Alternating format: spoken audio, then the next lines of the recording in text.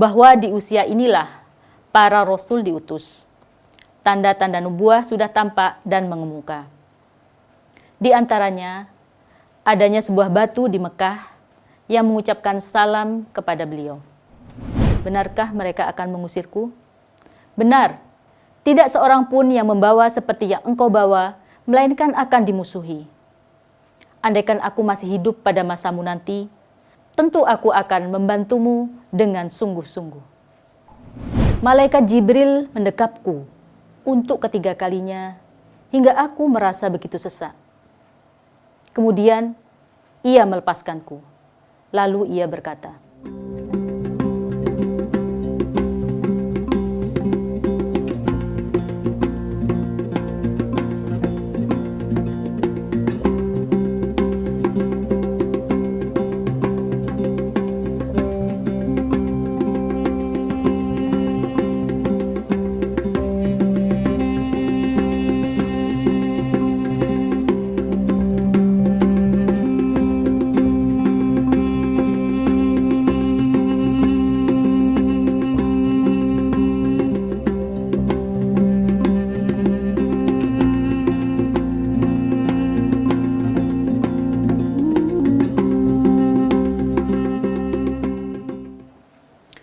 Assalamualaikum warahmatullahi wabarakatuh.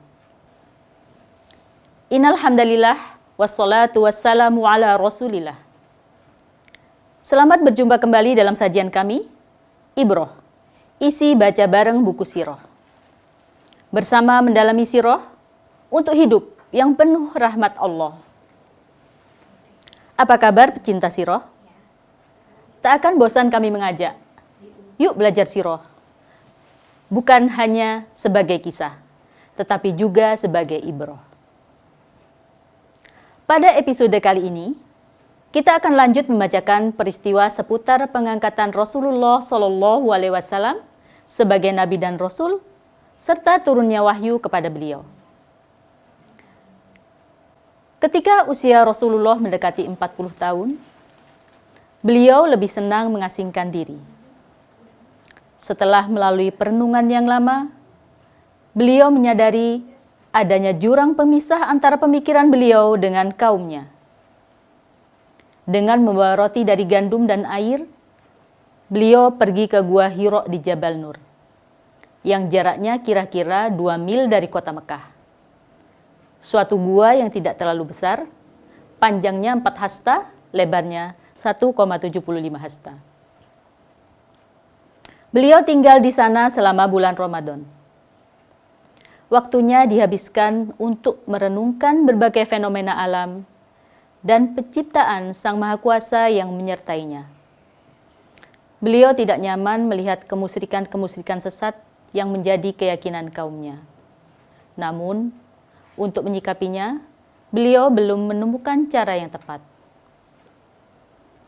Pilihan beliau untuk mengasingkan diri ini termasuk satu sisi dari ketentuan Allah Ta'ala atas diri beliau, sebagai langkah persiapan untuk menerima urusan besar yang sedang ditunggunya. Tujuannya adalah agar Rasulullah terlepas dari segala bentuk kesibukan dunia dan hiruk-pikuk kehidupan.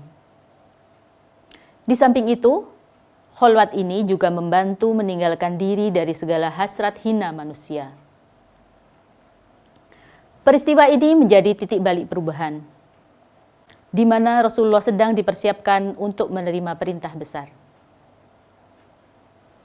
Diharapkan beliau kelak betul-betul siap memikul amanat agung, mengemban tugas besar, mengubah wajah dunia dan sejarah umat manusia. Begitulah Allah Ta'ala mengatur dan mempersiapkan kehidupan Rasulullah untuk mengemban amanat yang besar, mengubah wajah dunia, dan meluruskan garis sejarah. Allah telah mengatur pengasingan ini selama 3 tahun bagi Rasulullah, sebelum membebaninya dengan risalah. Beliau pergi untuk mengasingkan diri selama jangka waktu sebulan, dengan disertai ruh yang suci, sambil mengamati kegaiban yang tersembunyi di alam nyata, hingga tiba saatnya untuk berhubungan dengan kegaiban itu tatkala Allah telah mengizinkannya. Jibril turun membawa wahyu. Tatkala usia beliau genap 40 tahun, yang merupakan awal usia kematangan, ada riwayat yang menyatakan bahwa di usia inilah para rasul diutus. Tanda-tanda nubuah sudah tampak dan mengemuka. Di antaranya, adanya sebuah batu di Mekah yang mengucapkan salam kepada beliau. Terjadinya ru'yah shadiqah atau mimpi yang benar yang datang berupa fajar subuh yang menyingsing. Hal ini berlangsung selama 6 bulan dan ru'yah shadiqah ini merupakan tanda dari 46 tanda kenabian. Ketika memasuki tahun ketiga dari pengasingan dirinya di Gua Hira, tepatnya di bulan Ramadan, Allah menghendaki rahmat-Nya dilimpahkan kepada penduduk bumi dengan memberikan kemuliaan kepada beliau berupa pengangkatan sebagai nabi dan menurunkan Jibril kepadanya dengan membawa beberapa ayat Al-Quran. Setelah melalui pengamatan dan perenungan terhadap bukti-bukti dan tanda-tanda akurat, Syekh Mubarakfuri menentukan persisnya pengangkatan tersebut, yaitu hari Senin, tanggal 21 malam, bulan Ramadan, berdepatan tanggal 10 Agustus tahun 610 Masehi. Tepatnya usia beliau saat itu 40 tahun, 6 bulan, 12 hari menurut penanggalan Qamariyah. Mari kita dengar Aisyah radhiyallahu anha menuturkan kisahnya kepada kita mengenai peristiwa yang merupakan permulaan nubuah tersebut. Peristiwa yang mulai membuka tabir-tabir gelapnya kekufuran dan kesesatan hingga dapat mengubah alur kehidupan dan meluruskan garis sejarah. Aisyah radhiyallahu anha menuturkan, turunnya wahyu kepada Rasulullah diawali dengan ru'yah shadiqah dalam tidur. Beliau bermimpi dengan mimpi yang sangat jelas, sejelas terangnya waktu fajar. Kemudian, beliau mulai suka mengasingkan diri. Beliau biasa mengasingkan diri ke Gua Hira. Beliau bertahanut di dalamnya beberapa malam, kemudian kembali pulang kepada Khadijah untuk mengambil bekal. Demikian terus berlanjut hingga turunlah wahyu saat beliau sedang berada di Gua Hira. Rasulullah SAW mengisahkan, malaikat Jibril memegangku dan mendekapku, sampai aku merasa begitu sesak. Lalu ia melepaskanku. Ia berkata, bacalah. Aku menjawab, aku tidak bisa membaca. Malaikat Jibril memegangku dan mendekapku untuk kedua kalinya hingga aku merasa begitu sesak. Kemudian melepaskanku. Ia kembali berkata, bacalah. Aku menjawab, aku tidak bisa membaca. Malaikat Jibril mendekapku untuk ketiga kalinya hingga aku merasa begitu sesak. Kemudian ia melepaskanku. Lalu ia berkata, bacalah dengan menyebut nama Rabb-Mu yang menciptakan. Dia telah menciptakan manusia dari segumpal tanah. Bacalah, dan Rabb-Mu lah yang paling pemurah, yang mengajarkan manusia dengan pena. Rasulullah pulang dengan merekam bacaan tersebut dalam kondisi hati yang bergetar. Beliau mencari Khadijah sambil berkata, selimuti aku, selimuti aku.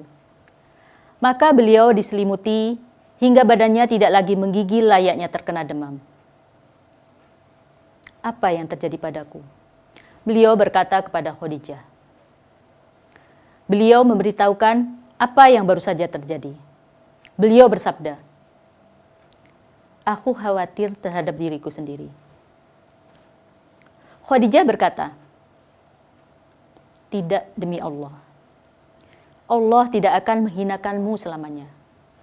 Karena engkau suka menyambung tali persaudaraan, membantu meringankan beban orang lain, memberi makan orang yang miskin, menjamu tamu, dan menolong orang yang menegakkan kebenaran.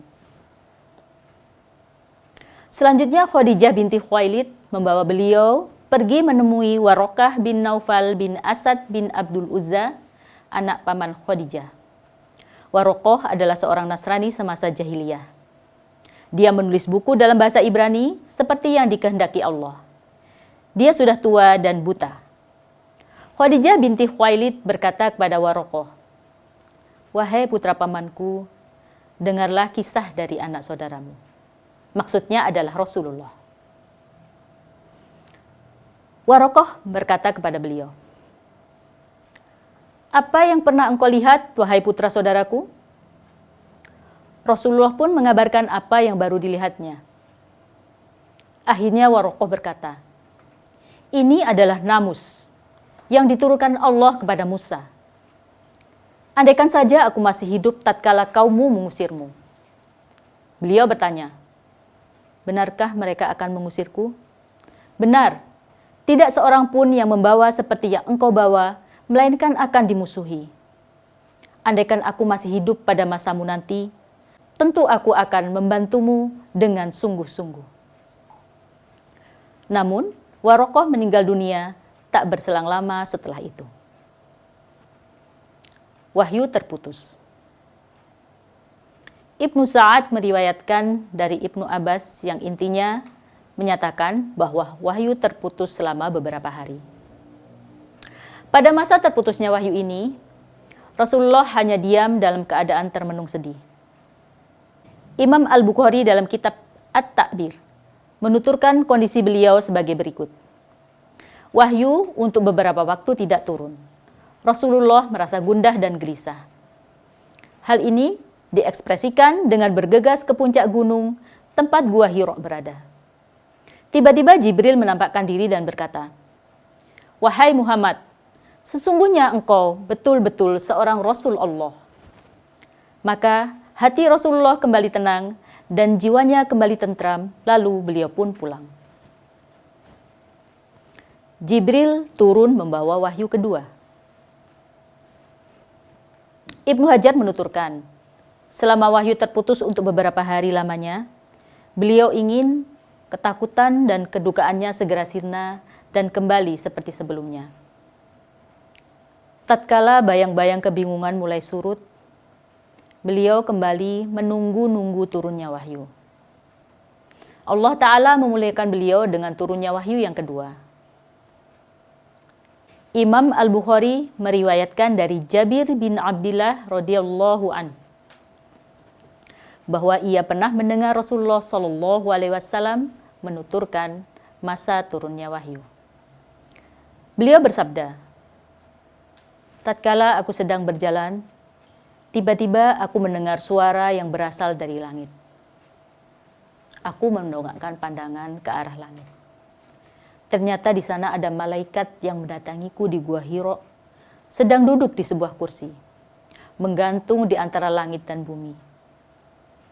Aku mendekatinya, hingga tiba-tiba aku terjerembab ke atas tanah. Kemudian aku menemui keluargaku dan kukatakan, 'Selimuti aku, selimuti aku.' Lalu Allah Ta'ala menurunkan surat Al-Mudaththir ayat 1-5. Setelah turunnya ayat di atas, maka wahyu datang secara berturut-turut. Sebelum nanti kita lanjut membahas kehidupan Rasulullah Shallallahu alaihi wasallam pada masa kenabian dan kerasulan, kita simak terlebih dahulu pemaparan tingkatan pembagian wahyu menurut Ibnu Qayyim Al-Jauziyah, yakni yang pertama, mimpi yang hakiki di masa permulaan turunnya wahyu. Lalu yang kedua, sesuatu yang dibisikkan ke dalam hati beliau tanpa dilihatnya.